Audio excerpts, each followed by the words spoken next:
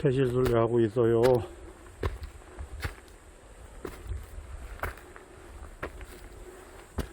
이제 능이 보입니다. 봉과 봉을 연결하는 곳을 능이라고 합니다. 능은 봉과 봉을 연결하기도 하고 봉과 능을 연결하기도 해요. 봉과 묘를 연결하기도 해요.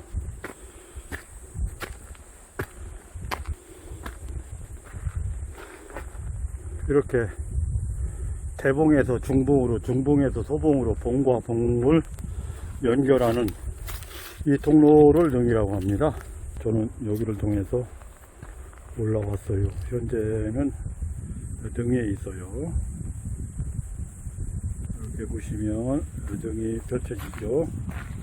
능은 봉과 봉 사이를 연결하기도 합니다. 능선을 통해 연결합니다. 봉과 봉 사이를. 또 능은 봉에서 여러 갈래로 펼쳐지기도 해요. 나눠지기도 해요. 한 가지만 내려보내기도 하고 어떤 때는 두 가지, 세 가지 여러 가지의 능을 내려보내기도 해요. 그걸 우리는 용이라고 하죠. 그 용은 결국을 따라 올라가면 북쪽에 있는 백두산을 조종으로 대한민국 땅 여기저기 골고루 내려보내고 있어요. 다만 백두산에서 내려온 대간길을 타고 내려온 용이 봉이 되었다, 용이 되었다, 봉이 되었다, 능이 되었다 이렇게 하는 거예요. 봉만 있을 수 없고 능만 있을 수 없어요. 우리들은 그 봉과 능을 슬기롭고 조화롭게 사용했어요. 그 중에 오늘은 봉으로 가봅니다. 능을 타고 내려온 용이 불쑥 솟아오른 곳을 봉이라고 합니다. 또 봉은 또 능을 내려보내고 능을 따라가면 또 봉이 만들어지고 뭐 이런 상황이라고 보면 돼요. 그러나 결국은 능이든 봉이든 역순으로 따라가다 보면 백두산과 만난다는 거죠. 어쨌든 우리 민족은 능과 봉을 구분해서 썼는데 봉은 태실, 사람은 태를 통해서 태어나죠. 사람보다 태가 우선이죠. 태가 먼저죠. 능보다 봉이 먼저죠. 그래서 봉에 태를 묻고 능에 몸체를 묻는 이런 구조가 우리 민족이 선택한 장법 구조예요. 오늘은 봉에 모셔져 있는 태실을 찾아뵙고자 합니다. 우리나라에 현존하는 태실이 여러 군데 있기는 있지만 그 실체가 온전히 남아있는 곳이 흔하지 않아요. 입지나 태석이나 모든 게 원래대로다 이렇게 보기도 어렵지만 그나마 주워 다시 수습했다 하더라도 원래 모습이 남아있는 곳이 많지 않아요. 이곳이 그 중에 하나 원모습에 가깝게 있다 이렇게 해서 찾아뵈었어요. 이곳은 순조대왕 태실이고요. 대체적으로 태실은 팔각 원당을 노리고 있어요. 보시는 것처럼 면이 팔각을 이루고 있어요. 여러 가지로 해석할 수 있는데 팔각을 그럼 몇 번 기단으로 썼느냐? 대체적으로 3단을 그렇게 썼어요. 3단, 2단, 이렇게 3단 이렇게 썼어요. 중심부는 우리나라에서 주로 적용했던 디자인이죠. 그 설계를 그대로 반영했어요. 부두형입니다. 천지인의 부두형이에요. 팔각은 원당이기 때문에 원으로 보아도 됩니다.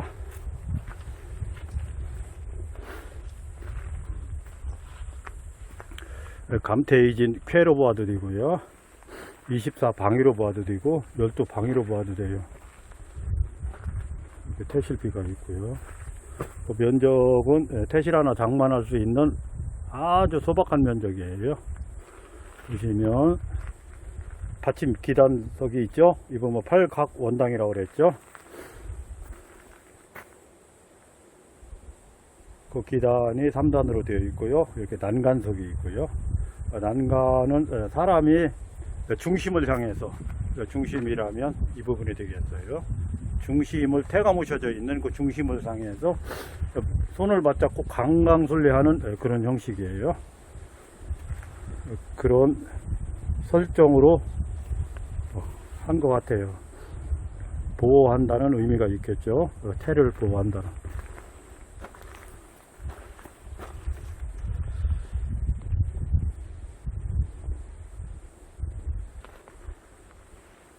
이 부분이 온전히 100% 남아있다 이렇게 자신할 수는 없겠으나 원래 설치됐던 그런 모습과 거의 유사하게 남아있다 그렇게는 볼 수 있을 것 같아요.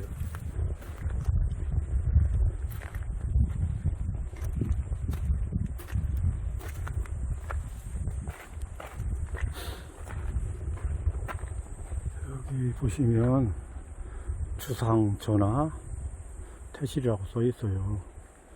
이때의 비는 이때까지만 하더라도 이런 비의 구조는 하단 기부가 있죠. 중심 비신이 있죠.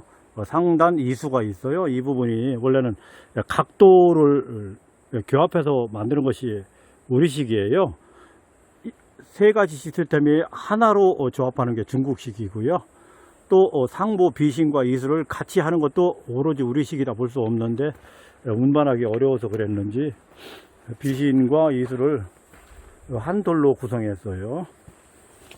이것은 경사가 급하고 도로가 원만치 않아요. 이렇게 이 정도 도로를 운반해서 설치한 것만 해도 대단한 거죠.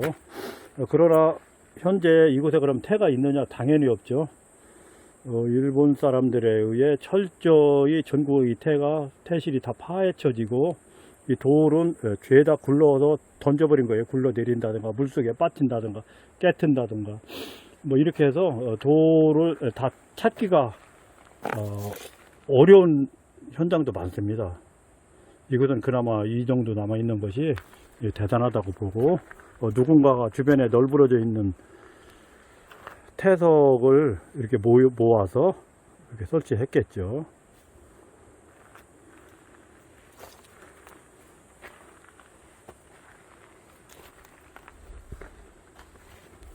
중심부, 원으로 되어 있는 중심부는 구름 문양이 많이 설정되어 있어요. 결국은 불교 문화권이든 동남북아시아 문화권에서 구름은 하늘을 뜻하죠. 대체적으로 불교라면 좌에 연화자를 놓고 받침에 그렇게 하는데 어디 불교 문화라고 보기는 어렵고 조선시대의 문화지만 불교 문화도 어느 정도 융합은 됐을 거로 봅니다. 어깨가 일부 있고요. 상돌은 얼핏 보면 연고 정상이기도 한 것 같아요. 보주가 올라가 있고요. 그러나 어깨가 분명하게 보이고요. 어깨 위에 있는 것이 연고 정상으로 보이기도 해요.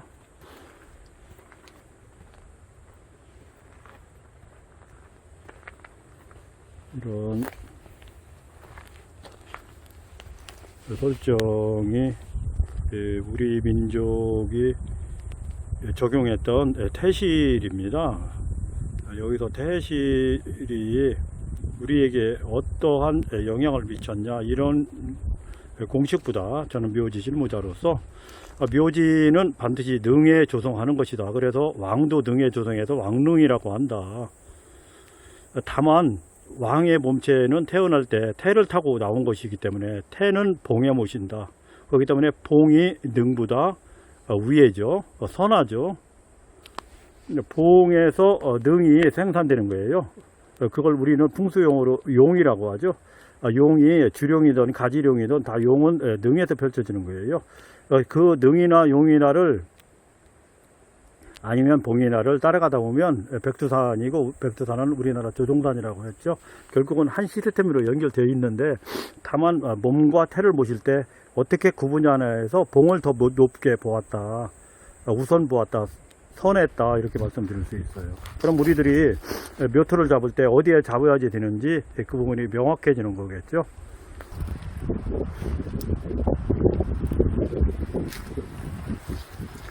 묘질은 그냥 일이 아니잖아요. 의식이 포함되어 있잖아요. 그러면 일이 아니고 의식이 포함되어 있다면 그 의식이 뭘 뜻하는지, 뭘 의미하는지, 그 의식은 어디로부터 왔고 어디로 가는 것인지, 이런 거에 대한 물음을 저는 끊임없이 알고자 태실순례를 명절을 통해서 해서요. 신년에도 하고 추석에도 하고, 요 근간 3, 4년 사이는 못했지만 해마다 꼭 했습니다. 그런 측면에서 이번에도 태실순례를 하고 있고요. 묘지순례도 마찬가지죠. 내가 묘지를 만드는 사람이라면 묘지는 어떻게 만드는 것이 우리식 묘지인지 알고 만들어야죠. 그 부분을 알고자 한다면 선배들이 만들었던 묘지에 대해서 일단 이해를 해야 되겠죠. 왜 묘지는 저런 모양이고 왜 묘석은 저기에 놓았고, 뭐 이런 것들을 알아야 되겠죠. 마찬가지예요. 그 묘지를 쫓아가다 보면 결국은 태와 만납니다. 이 태는 우리에게 어떤 의미를 주고 우리 묘지에 어떤 의미를 주며 어떤 상징이 있는지, 태는 왜 봉에 모셨는지, 봉은 묘지에게 어떤 의미가 있는 것인지, 뭐 이런 것들이 있잖아요. 그런 것들이 궁금하고, 궁금하다면 궁금한 것으로 끝나는 게 아니라 알아야 되겠죠. 그래야 누구의 묘지를 만들더라도 좋은 묘지, 존엄한 묘지를 만들 수 있는 거겠죠. 기부를 살펴볼게요. 기부가 사실적으로 잘 묘사되어 있어요. 눈도 부리부리 엄청 크고요. 콧구멍도 벌렁벌렁하면서 엄청나게 사납고 우용 있는 모습이에요. 비석을 지켜내고 이 묘지를 지켜내겠다는 거예요. 대체적으로 우리나라에서 사용되는 기부는 용생 구자 중에 첫째 아들인 걸로 알고 있어요. 비라고도 하는데, 얘는 무거운 거 짊어지는 걸 좋아한다는 거예요. 용의 아들이 9명이 있는데 9아들 중에 얘가 그런 걸 좋아한다는 거예요. 그래서 이렇게 비석을 짊어지고 있다, 그런 이야기가 있어요. 거짓 소설에 가까운데 그렇게 밀구들이 있어요. 우리보다 중국이 그런 문화에서 더 좀 웃기는 시나리오들이 있는데, 우리도 그렇게 믿으면서 기부를 적용해 봤어요. 우리나라 기부 중에 최고 좋은 기부, 여기서 좋다는 것은 묘사가 잘 되어 있는, 연출이 잘 되어 있는 기부는 법천사지 기부라고 봅니다. 거돈사지도 마찬가지고요. 태실 기부는 면적이 소박하다가 보니까 이 만들 때 어느 정도 좀 짧게 면적을 많이 차지할 수 없고, 이 태실과 비례해야 되잖아요. 그래서 콧등서부터 뒤에 꼬리까지의 면적이 대체적으로 짧아요. 왜 그러냐면 이 부분을 크게, 필요 이상으로 크게 하면 이 기부가 본체보다 비석이 더 커질 수 있잖아요. 그래서 그런 것 같아요. 대체적으로 이렇게 뭉뚱하게 만들었어요. 어쨌든 이 어마무시한 돌을 들어 올렸다는 거, 들어 올렸다는 것이 엄청난 거죠. 지금 같으면 상상도 못하죠. 여기 보시면 급경사예요. 사방으로 급경사예요. 면적은 10평 정도 될 것 같아요. 10평.